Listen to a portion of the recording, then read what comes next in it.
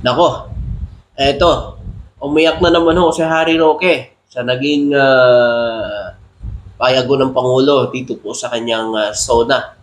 So umiyak, no, dahil nakita nila ang accomplishment ng Pangulo na talagang napakaganda ng programa ng gobyerno para sa mga mamamayang Pilipino, lalo na yung PhilHealth, sa edukasyon, diba? So yun ho ang talagang iniiyak ho ni Harry Roque kasi nung panahon nila ay wala silang alam kasi hindi naman nila alam. Eh kung alam nila yon, edi sana nakita na natin kung paano nila ginawa at paano nila tinrabaho yan dati. Pero ngayon, na nakikita natin na tinatrabaho at binibigyan prioridad ang pangangailangan sa kalukusugan at ang ating mga estudyante, teachers, ngayon umiiyak sila. Kasi hindi nila matanggap eh. Diba? Ganun lang yan, hindi nila matanggap, lalo na ni Harry Roque. O ito, meron naman siyang pahayag mga kababayan, pakinggan natin ito. Well, unang-una po, no, ito yung kauna-unahang SONA matapos yung SONA last year kung saan naisa publiko yung pulboronic video isang taon. Oh, ito yung ano daw, isang taon na rin daw yung fake news, yung faking video na inilabas niya. Pulboronic video na inilabas ni Harry Roque. Siya ho ang mastermind. Siya ho ang tinuturo ng dating DDS vlogger na sumuporta na kay PBBM dahil hindi na masikmura ang pinapagawa sa kanila ng mga katulad nito nila Harry Roque. Diba? O ngayon, siniwalat na si Harry Roque ang may pakana nitong pulboronic video na ito. Ngayon mga kababayan, isang taon na daw, isang taon na rin naniluloko nyo ang mga supporters nyo sa pulboron video na yan na hanggang ngayon ay hindi nyo napatunayan. At sinasabi nga sa inyo ni Jose Claire Castro, kayo ang nag-akusa, kayo ang magpatunay. Bakit hindi nyo gamitin yan? Bakit kailangan na lagi na lang sa social media? Kung talagang yan ay totoo, yan yung sinasabi mong pulboronic video na yan, umuwi ka rito sa Pilipinas, iharap mo yan, pakita mo sa taong bayan, na totoo yan. At ito, pakinggan nyo to. Taon na pala yung pulboronic video. At syempre, isa sa masasabi natin, hanggang ngayon, hindi pa nagpapa-hair follicle test ng ating Marcos Jr. para mukhang nakakalimutan mo ata nung panahon nyo. 'Di ba? Inuutusan din dati si dating Pangulong Duterte na magpa-drug test. Pero ano ang sabi mo? Walang karapatan ang sino na umutos sa presidente na kung ano ang gusto niyang gawin. Nakalimutan mo na? Na-amnesia ka na? Dahil sa nangyayari sa'yo? Na-amnesia ka na ba? Nakakalimutan mo na dahil stress ka na kung ano-ano na lang ang pumapasok sa utak mo para lasunin ang isip ng mga followers mo at magalit sa presidente? Ganon?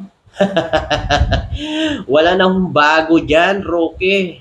Lumang estilo na yan. Lahat naman yan ay dahil sa gagagawan mo. Ikaw ang may kasalanan kung bakit kung saan ka ngayon. Kung ano ang nangyayari sa'yo ngayon. Ikaw ang may gawa niyan. Hindi ho si PBBM, hindi sino, kundi ikaw. Ay wala kang ibang sisisihin dito, kundi sarili mo. Inabuso nyo kasi ang kapangyarihan nyo nung nandyan kayo sa posisyon. Ngayon, kung ano man na nangyayari sa'yo, hindi na ho kasalanan ng sino yan o ni PBBM. Kasalanan mo na yan. Diba? Tuloy natin siya, sabi niya. Mapasinungalingan, yung pulboronic video na una natin nakita kasabay ng State of the Nation address nung isang taon. So, kasinungalingan talaga dahil kung totoo yan, hindi sana ipinilit nyo yan at talagang i-ano nyo talaga, idiin nyo at harapin nyo dito sa NBI kung talagang totoo yan. Diba? Kung totoo talaga yan, dapat hinarap mo itong mga akusasyon mo, hindi na tumakas ka dyan sa ibang bansa. So, paano mo mapapatunayan yan? Kung puro lang media ang nilalabas mo, puro Facebook, puro bunganga, pati ka umuwi dito sa Pilipinas at patunayan mo, pati yung sarili mo na wala kang kasalanan. Kasi, hanggat nandyan ka sa ibang bansa, yung mga nauuto mo na lang, yung mga followers mo na pareho sa katulad mo mag-isip. Diba? Kasi, alam niyo mga kababayan, isipin natin, ang tagal niya lang sinasabi, sabi niya nga 1 taon na, bakit ngayon hindi niya pa rin mapatunayan yan? Diba? Hinahamon nga siya ni Yossi Claire. Kung sinong nag-aakusa, siya ang magpatunay. Diba? Alam nga naman peking video, aaminin ni PBBM. Diba? Fake news nga eh. AI video nga, diba? O bakit kung totoo talaga siya, harapin niya at patunayan niya na totoo yung video na yan, bakit tayo niyang umuwi? Kasi isa yan sa mga kaso niya din sa NBI dahil siya ang tinuturo na nagpalabas nitong AI video na ito. So ibig sabihin, 1 taon na hanggang ngayon hindi natutupad ni Marcos Jr. yung katungkulan niya na sabihin sa taong bayan ang katunayan sa kanyang estado ng pag-iisip. Wow. So, 1 taon na daw na hindi daw sinasagot ni PBBM. So, mga kababayan, adik ba ang presidente natin na kahit kailan hindi man lang nagsalita o nanira o sumakit ng mga damdamin na iba, nanakit ng damdamin ng iba, ng mga kababayan natin? Wala ka tayo naririnig ng mga pagmumura sa ating presidente. Samantala sila, ang mukhang bibig nila, di ba? Murahin ng ating presidente. Ngayon, sila pang matino. Wow. Tapos yung presidente natin, tahimik lang, nagtatrabaho, wala man lang tayo naririnig. So siya pa yung adik. Tsaka di ba mga kababayan, na panood nyo ba yung Suna? Ilang minutes yun? 19 minutes? O, ayan, tuloy-tuloy. Alam na alam, walang binabasa. Kabisadong-kabisado yung mga sinasabi. Dahil yung mga sinasabi niya ay totoo at naranasan, napapakinabangan na ng mga tao. Dahil siya mismo ang umakto nung nag-open itong mga proyekto. Diba? Yan ang ayaw ni Harry Roque marinig sa ating presidente. Kaya ngak-ngak lang ng ngak-ngak to, iyak ng iyak. Tuloy natin. Sa estado ng kalusugan dahil ang drug addiction ay classified po as a serious health ailment. Mas maganda siguro yung kalusugan mo yung ayusin mo kasi yung tuhod mo napapalgod lang kakaluhod mo. Ano bang ginagawa? Ba't ka naluluhod? Nagdadasal ka ba? Ano nangyari din sa tuhod mo? Di ba dapat yung kalusugan mo kasi yung ngayon nakikita natin sa kanya mukhang kawawa na talaga mga kababayan si Harry Roque. Ano nangyari dito? Mga kababayan, stress na siguro to, no? Diba? Sabi niya nga nakaraan na uwi na lang daw sa Pilipinas na wala na ng pag-asa. Akala niya kasi mapapalabas niya si dating Pangulong Duterte. Ngayon, uwi na lang sa Pilipinas kasi nawawalan na ng pag-asa. Paano? Pinapasa nila ang mga followers nila na uwi na daw si tatay nila, uwi na daw sa Pilipinas. Kalokohan. ICC yan. Hindi yan na dito sa Pilipinas. Kung sa Pilipinas siguro, matik. Tuloy natin. So may karapatan po tayo dyan, may K tayo, dahil lahat po tayo may karapatan sa impormasyon na nakaka-apekto sa ating pang-araw-araw na buhay. May karapatan din kami, no? Na talagang bakbakan ka kasi fake news pinagagawa ninyo. Ang tagal-tagal nyo nang sinasabi niyan hanggang ngayon, hindi nyo pa rin napapatunayan yung mga legacy nyo sa presidente. Mag-e-end na ang Pangulo natin hanggang ngayon, yung inyong mga pinagsasabi sa presidente, wala pa rin patunay. Hindi pa rin ninyo napapatunayan itong mga aligasyon ninyo, yung mga binabato nyo sa ating presidente. Ay, di ba nga sabi nyo susugurin nyo at patatalisikin nyo, bakit hanggang ngayon hindi nangyayari? Kasi nga, nakikita ng tao ang kasinungalingan mo. Ganun lang yan.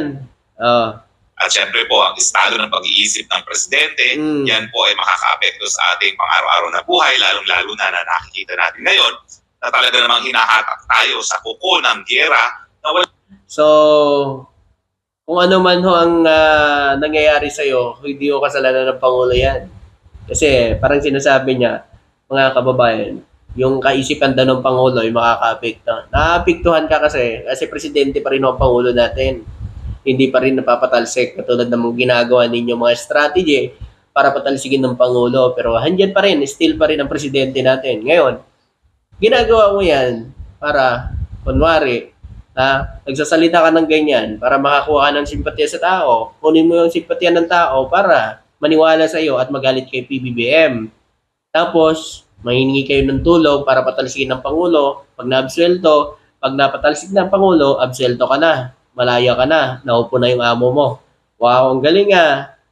Ang galing ng strategy, ano? Dali So, natin. wala naman tayong kinalaman.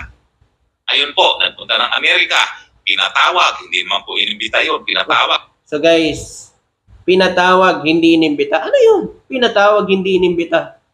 Ano yun? Siyempre, pag pinatawag ka, kasama na yung invitation. Di ba? Ano sinasabi mo inimbita? Hindi pinatawag. Eh, ano yun? Mga kababayan, hindi siya na, wala na lang. Kusang pumunta ang Pangulo natin doon. Dapat gano'n na lang sinabi mo. Kusang pumunta. Pero dahil may invitation, inimbitahan sa White House, umiyak ka. Kasi hindi mo matanggap. Kaya ngayon, sinasabi mong hindi binigyan ng invitation si PBBM kasi umiiyak kayo. Kasi kayo, mga better kayo ni PBBM, gano'n lang yan. Hindi nyo gusto kung ano man ho ang nangyayari na maganda dito sa bansa. Di ba? Kasi hindi nyo naranasan Harry Roque, no? Hindi kasi kayo marunong dyan. BBM lang kung nakakagawa niyan. Kung paano, no? Paano makipagkausap sa mga matataas na bansa dito sa buong mundo. Sa iba't ibang mga bansa, na mga mayayaman na bansa. Eh, kayo, puro China, China. O, wala nangyari. Province of China. Ganun na lang. Tawag na parang tuta at inutusan. Buksan mo ang merkado mo. Gaya ng... Tuta ba talaga? Paano na lang kaya yung mga nakaraan? Tuta na nga, pero inaano pa rin tayo sa West Philippine Sea. Diba? Ganun lang yan. Ngayon, umiyak kayo kasi si BBM talagang maraming bansa ang nagpapahayag ng suporta sa kanya.